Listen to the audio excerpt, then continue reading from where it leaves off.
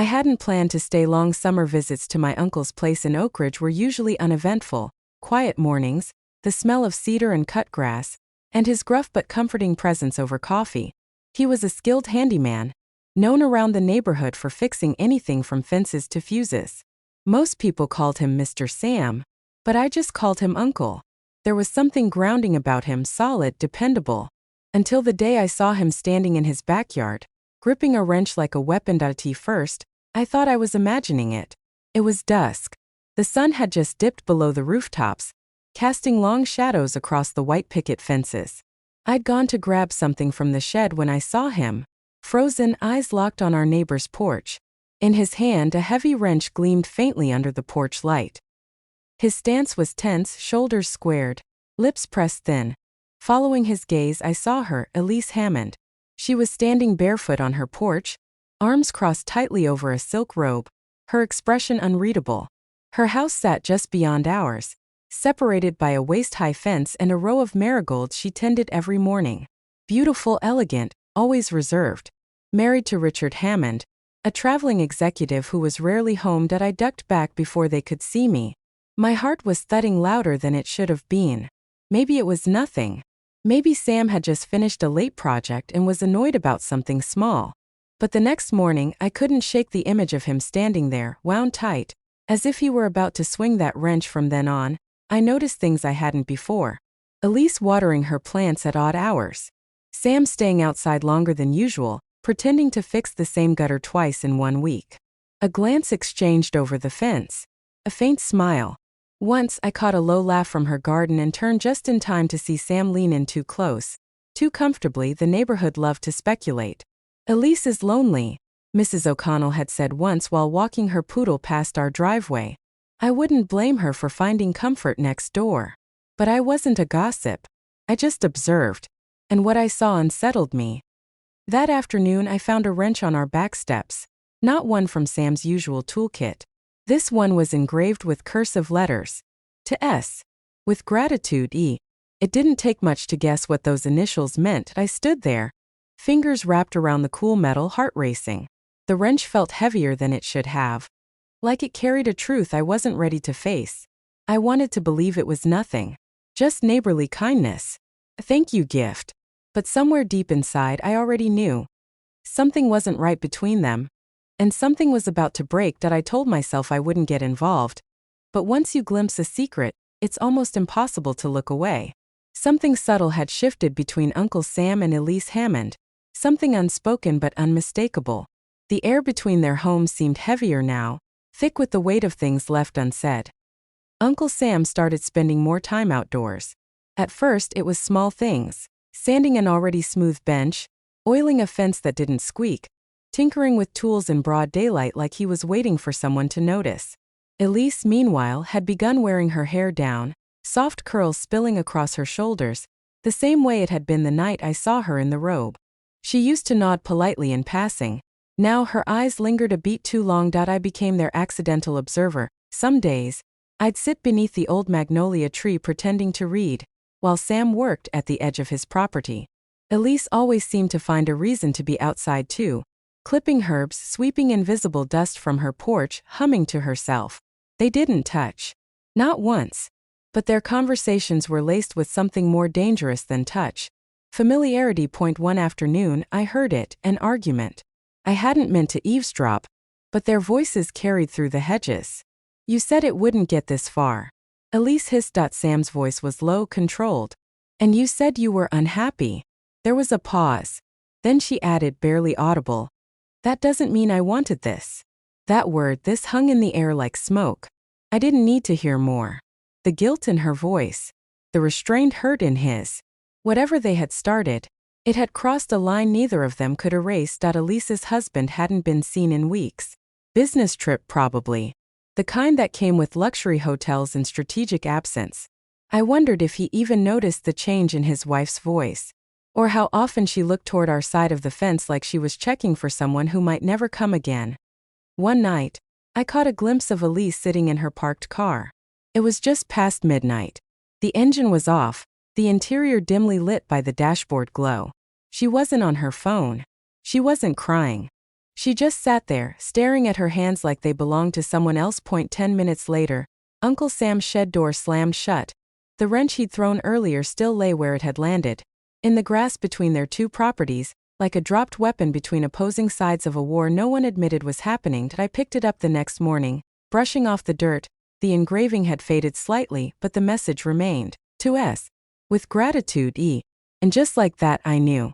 Whatever had bloomed between them wasn't just an accident. It was a choice. And choices always come with consequences. It was the silence that gave them away. Not the kind that settles peacefully between two people who understand each other, but the kind that crackles like ice under pressure, ready to break at any moment. Uncle Sam had grown quiet, withdrawn. His usual gruff cheer was gone, replaced by curt nods and distracted stares. He'd skip his morning coffee, leaving it to go cold on the kitchen counter. Something was unraveling inside him, and even though he didn't say a word, I could feel it. Elise had changed too. She stopped tending her garden. Her porch light remained off even after sundown. She no longer smiled when she passed our gate.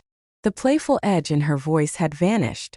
If I didn't know better, I'd think someone had flipped a switch and turned her off entirely. Then late one evening, it all came to a head that I had gone out back to bring in the cushions before it rained. That's when I heard the front door slam. Ours. I crept around the side of the house and froze behind the hedge. Uncle Sam stood in Elise's yard, soaked from the drizzle. His shoulders were squared again like the first night. Elise stood across from him, arms folded, her robe clinging to her frame. I told you to stop coming here, she said, her voice brittle but trembling. I just want to talk. There's nothing left to say, Sam. He looked shattered. Not angry. Not aggressive. Just broken. I waited, he whispered. I waited for you to leave him. You said you would. That was a mistake, she said, stepping back. All of this was a mistake. Her words hit like a slap, and I saw it. His hand clenched at his side, not in threat but in pain. A reaction to something internal cracking wide open. You used me, he said quietly. Don't lie. You needed something and I gave it. And now that it's inconvenient. You were convenient, she shouted, her voice rising above the drizzle. You were safe. You were there. A silence followed. Not the tense kind. A final kind. Sam stepped back, nodded once, and turned away. His figure looked smaller somehow, drenched and defeated. Elise didn't move. She just stood there, arms still crossed, watching him walk away like she was trying to erase him with her eyes. I slipped back inside before he saw me. That night, Uncle Sam didn't come home. His truck stayed parked. His boots by the door remained untouched. And the next morning Elise's house was quiet too, no footsteps, no curtain shifts. But the air had changed again. Something permanent had happened. The affair was over. But the damage wasn't. And I knew somehow that the worst was still to come. 3 days passed and no one saw Elise. Her porch remained untouched. Flower pots gathering dust, newspapers piling at the door like unopened wounds. Uncle Sam didn't return to his usual routine either. He sat on the back porch for hours, staring into the distance, as if trying to convince himself that the past few weeks had been a fever dream, but truth lingers, even after the passion fades. On the fourth evening, I found him in the shed. Not working. Just sitting. The wrench I'd picked up earlier was now resting beside him on the bench. He turned it over in his hands like it meant something more than metal and memory. She never even said goodbye, he murmured. I didn't know what to say. I was just a nephew. A witness. A kid caught in the orbit of adult choices, watching them crash into consequences. I thought we had something real, he said, voice cracked. But maybe I just filled a gap in her loneliness. A placeholder. I stayed silent. He didn't need answers. He needed honesty. She looked at me like I was enough, he added. And I believed it. Later that night, a black SUV pulled into Elise's driveway. Her husband had returned. He stepped out in a sharp blazer, briefcase in hand, expression unreadable. Elise opened the door for him, her posture stiff. No embrace. No kiss. Just a quiet step aside to let him pass. But then it happened. He paused in the doorway, turned to her, said something I couldn't hear, but his voice was sharp, slicing through the silence like a blade. Elise flinched. He threw something to the ground. Papers, maybe. A letter. Then stormed inside. The next morning, a moving van appeared. Boxes lined Elise's porch, taped and labeled. She didn't cry.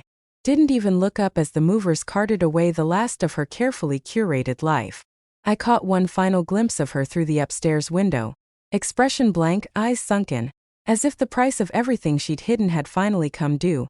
Uncle Sam watched from the porch. He didn't wave. Didn't move. Just watched her go. And in that strange, wordless moment, I understood something that stories rarely say out loud. Infidelity isn't always about lust. Sometimes it's about loneliness. About being seen in a world that looks right through you. But even then, attention can't substitute for connection. And betrayal always leaves more scars than satisfaction. That night, Uncle Sam finally spoke to me again. "You ever feel like a chapter ended?" he said. "But the story kept going anyway?" I nodded. Because it had. And somewhere in the quiet that followed, I realized this wasn't just his story. It was mine too, because when you see love break, you don't forget the sound. Not ever.